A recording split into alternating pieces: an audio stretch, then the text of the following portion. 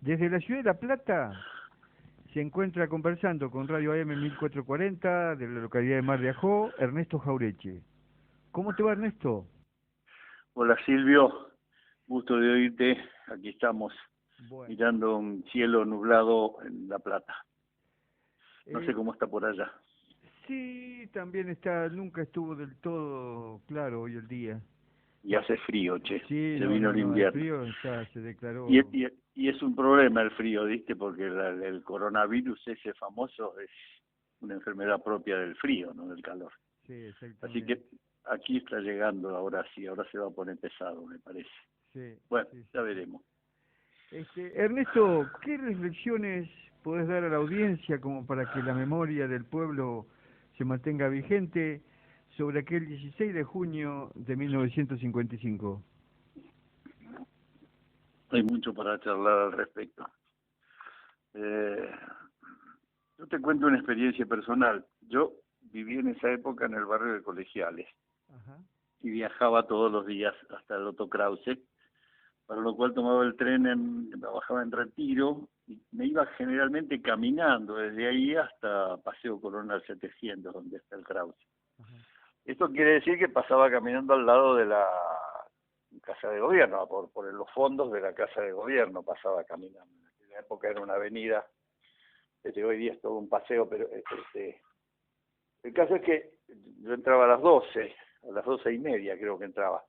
Y me fui, no, entraba a la 1, perdón. Claro, entonces me fui caminando. El bombardeo fue a las 12, a las 12:15, 12:30. Sí. Así que cuando yo iba caminando empecé a ver el escándalo, los aviones, el humo, las corridas, todo. No entendía nada. Sí, una gente que venía corriendo, que vio que yo seguía caminando, porque iba a la escuela, me dicen, no sigas, pibe, que es un desastre, eso es una matanza, volvete. A mí, con 15 años, imagínate, me dio más curiosidad que miedo. Así que seguí caminando hasta llegar cerca del Ministerio de Marina, que ahora es la sede de la prefectura. Ajá. Ese edificio que tiene unos Sí. vidrios curvos que da sobre Paseo Colón. Ujú. Y ahí sí, ahí me paré porque sí, el ruido era, se veía tabletear ametralladoras, se veía toda clase de... El bombardeo ya había ocurrido, era todo un pandemonium de gente que corría, vehículos incendiados, todo, con lo que me quedé mirando un ratito hasta que otra vez apareció otra gente y me dijo, pendejo, salí de acá, que se yo, andate. Y por supuesto ya me asusté y bueno, me fui, me volví a mi casa. Cuando llegué a mi casa, mi familia, mi vieja, mi viejo no estaba laburando, estaba en la azotea, entonces subí a la azotea porque desde la azotea de Colegiales se veían los aviones, fue el segundo bombardeo, que lo vi desde ahí arriba. Ahora, lo insólito es esto. Nosotros lo vivimos como una tragedia en el sentido de que había habido muchos muertos y todo lo demás, pero probablemente no le dimos la importancia que tenía como intento de aterrorizar a una sociedad completa para llevar adelante el terrorismo que vino después, los fusilamientos, el golpe de Estado primero, los fusilamientos y todo lo demás. Se vivió como una cosa que decíamos, qué brutos, qué barbaridad, qué terrible. Más aún, vecino a mi casa, que era una casa de esas de pasillo largo con distintas puertas a lo largo del pasillo, delante de todo vivía un marino Sí. que se llamaba, le decían el Polo Papini, Ujú. era uno de los pilotos. Ah, sí. Nos enteramos muchos años después que era uno de los pilotos. O sea, fíjate, ese tipo convivía con nosotros, era un vecino más. Claro. Sin embargo, esa brutalidad espantosa de ser capaz de bombardear una plaza llena de gente, parece de pertenecer a un ser de otro planeta, ¿no es cierto? Y sin embargo eran seres de nuestro planeta, eran tipos que convivían de alguna manera con nosotros, con ciertos aspectos comunes, porque no teníamos una edad muy distante entre él, que no me acuerdo cuánto tendría, pero tendría 25 años, una cosa así, yo tenía 15. Claro. No era tampoco que éramos dos generaciones demasiado distantes. Estas cosas fueron terribles, porque para nosotros como peronistas, tengo mi familia, toda una familia peronista por los dos lados, por el lado de los 8 hermanos de mi vieja y por el lado de los 10 hermanos de mi viejo. Este episodio, y además Perón lo silenció, lo apagó, lo cerró, no lo profundizó, no llevó adelante lo que tendría que haber hecho, que era haberlos buscado, condenado, fusilado, incluso Sí, pero la no solo barbaridad por, que hicieron. ¿eh? Por la barbaridad que hicieron. Pero además porque eran insurrectos, eran militares rebeldes, ¿no? Le hubiera correspondido una sanción. En la casa se habló un poco de ese tema y después casi se olvidó. No hubo, por otro lado, los medios en la época le dieron una repercusión 2 días. Al tercer día no había ninguna noticia más sobre el tema. Pues va, después Perón dijo el discurso que dijo y todo eso, pero los diarios comunes que lo que veíamos, a la semana era como que no había pasado nada. Hoy te digo, hay mucha más conciencia de la brutalidad que significó eso que la que nosotros vivíamos en ese momento, fíjate. No despertó un odio espantoso, una respuesta salvaje por parte para responder al mismo nivel de salvajismo que ellos. Más bien todo lo contrario, hubo como una especie de contemplación,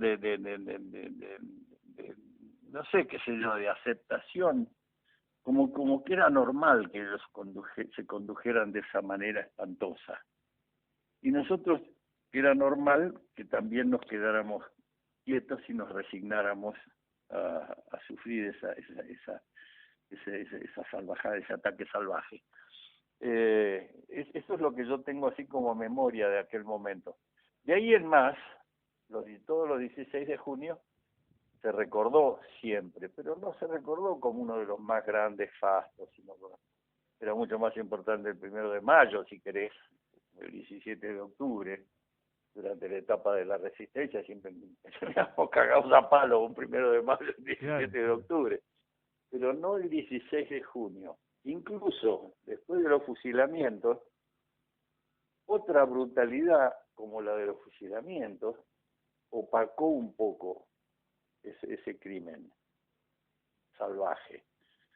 Muchos años después, ya te digo, en los 70 y qué sé yo, recién ahí empezamos a revalorizar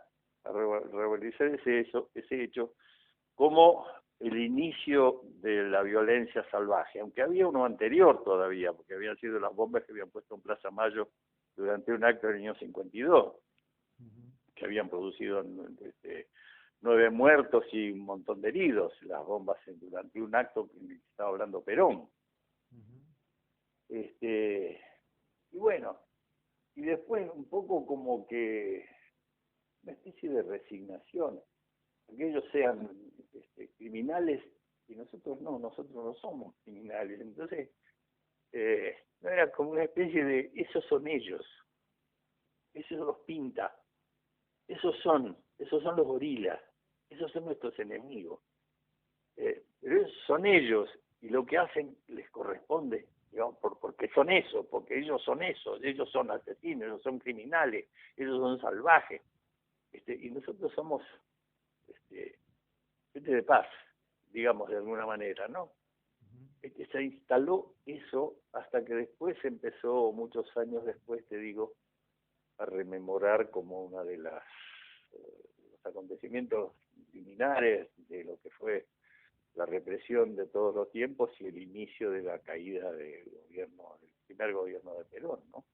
Recién muchos años después empezamos a entenderlo como un hecho que tenía conexiones con los fusilamientos, conexiones con todos los muertos que tuvimos durante la resistencia, conexiones con el 20 de junio, conexiones con la AAA, conexiones con la masacre a partir del 76.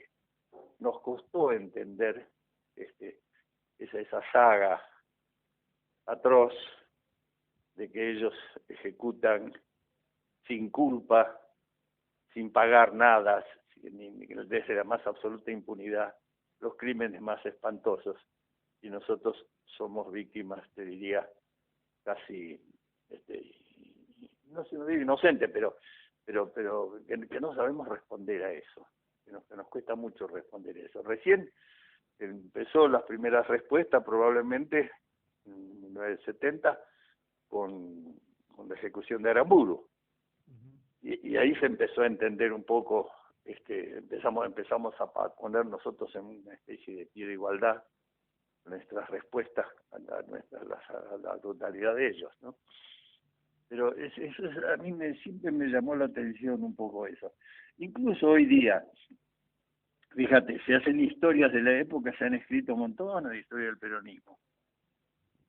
Para la prensa cotidiana, para las investigaciones académicas, es más grave el incendio de las iglesias sí, que la masacre, ¿no? Ese día es el día que se quemaron las iglesias. Oíme, es el día que hubo 460 muertos, ¿no? Y miles de mutilados. Investigaciones sobre la época hay muy pocas. Yo la que conozco y la mejor y la más, de un compañero de aquí de La Plata, el Negro Chávez, ¿no? Que hizo un trabajo muy fino, muy detallado. ¿Cuál de los Chávez? El hijo de ¿Gonzalo? Ireneo, claro, Gonzalo, sí, claro, el hijo del Claro. el viejo de la Resistencia que mató a la AAA en el 74. Claro. Que fue compañero nuestro, por supuesto. Chávez fue incluso secretario de la JTP, en la JP y en las organizaciones de la época de los 70. Y el trabajo más detallado que yo conozco sobre esa barbaridad es el de él, pero no hay prácticamente investigaciones. Hay sí memorias y testimonios y esas cosas de compañeros que tuvieron familiares que cayeron o que simplemente por razones políticas o por razones de respeto histórico lo rememoran todos los años. Pero no hay una investigación de fondo que explique quiénes fueron, dónde fueron, cómo fue todo lo demás. Por ejemplo, es muy poco conocido que esa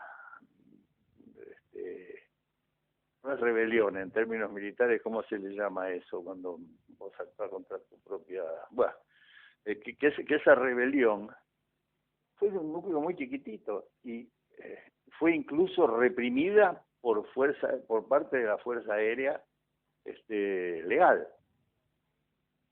Ajá. Hay un testimonio que yo hace poco que lo conozco de un combate aéreo que lo dan como el primer combate aéreo entre dos aviones de reacción en América, en toda América, incluido Norteamérica, digamos, pues en toda América, el primer combate aéreo entre dos aviones de reacción sobre el Río de la Plata, donde un aviador de una escuadra leal al gobierno se enfrenta con los aviones, con los Gloster Meteor que vienen a bombardear la plaza.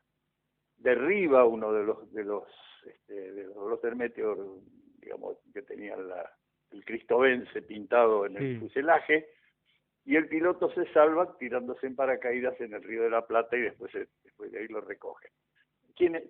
Hasta el nombre de ese piloto, pero ese piloto no figura en nunca estuvo preso ni un día, ¿no? A pesar de que era un prisionero.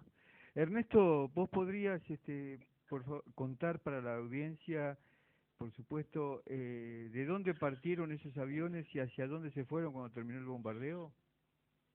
Bueno, ¿de dónde partieron? Partieron de distintos lugares, pero principalmente algunos vinieron de la base de Punta Indio, y otros, creo que de Mar del Plata, de otra base, ¿no? De Mar del Plata, sí. Y después de las salvajadas espantosas, se fueron al Uruguay, donde los estaba esperando en esa época coronel Alcides López Aufranc, famoso. Sí. Fue presidente de Ascinder incluso, Alcides López Aufranc, después de su retiro en el 55. Cuando se retiró, fue presidente de Ascinder, nada más ni nada menos. Lo uno premiaron. De los principales, sí, los premió, Roca lo premió, los dueños de Techín. Perdón, de Techín fue presidente. Lo que era Somisa, decís vos. No, Ajá. fue presidente de... Bueno, estuvo de todos modos y pasó a ser un empresario exitoso. De general, insurrecto. Bueno, estaba todo organizado. Digo, los milicos en general cuando hacen esas cosas lo hacen bien. No solo tenían,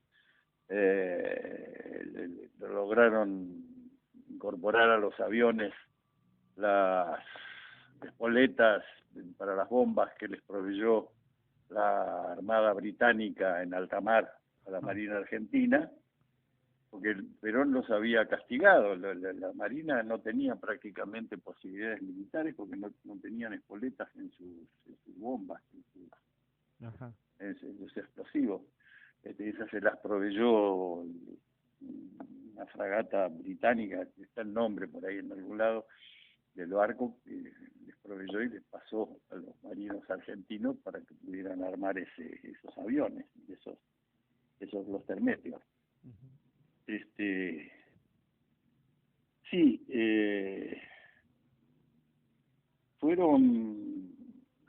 llegaron a Uruguay, muchos de ellos volvieron, otros no volvieron nunca más. Muchos años más tarde, una vez que voy a visitar a mi hermano que después que salió de la ESMA, mi hermano fue a parar a Estados Unidos, le dieron exilio en Estados Unidos, y cuando fuimos a sacar un pasaje, el propietario de una agencia de turismo que era argentina nos confesó que él había sido uno de los pilotos que había bombardeado. O sea, siguieron tranquilamente su vida civil después de retirado, claro, porque no podían volver, por lo menos iban a ir presos. Pero igual todos los demás que participaron en la organización, los almirantes y todos los que permitieron esto, los que nada, Perón prácticamente dejó hacer, no castigó, se tenía que haber castigado y hubiera evitado probablemente el 16 de septiembre. Exactamente. Claro. De Azul también hay un tipo que tiene mucho campo, un aviador, Layuz, la familia Layuz. Sí. Bueno, el libro de Chávez da los nombres de todos. Ajá. Todos los pilotos, incluso da destinos de donde fueron a parar después y todo. Es un libro muy importante. Si vos podés, si pasámelo por WhatsApp, por favor, el nombre, voy a ver si lo consigo, aunque sea en Mercado Libre, viste que por ahí se puede conseguir. Sí, yo te paso mañana, hay una charla con él de esas de Zoom. Ajá, bueno. Te paso los datos para que te enteres a través de eso. Hay una charla con el Negro Chávez, que es una entrevista que le hacen a través de esa cosa que se llama Zoom. Sí. Te paso ahora los datos para que lo escuches y te enteres ahí cómo viene la cosa. Bueno. Bueno, Ernesto, impecable. Gracias. Muy bien, muy sintético y... muy terrible. Sí, muy terrible, totalmente. Muy terrible. A mí todavía me emociona cuando hablo del tema. Y sí. Todavía me duele pensar que nos masacran y nosotros casi no podemos defendernos, ¿no? Sí. Pero lo aprendimos después del 76, en el 83, y pagaron duro, pero falta mucho todavía. Sí, falta mucho todavía. Bueno, Ernesto Jauretche, muchísimas gracias por esta narración histórica que nos has hecho sobre el 16 de junio de 1955. Muchísimas gracias, Ernesto. Gracias, Silvio. Hasta luego. Hasta pronto. Bueno, fue Ernesto Jauretche desde la ciudad de La Plata.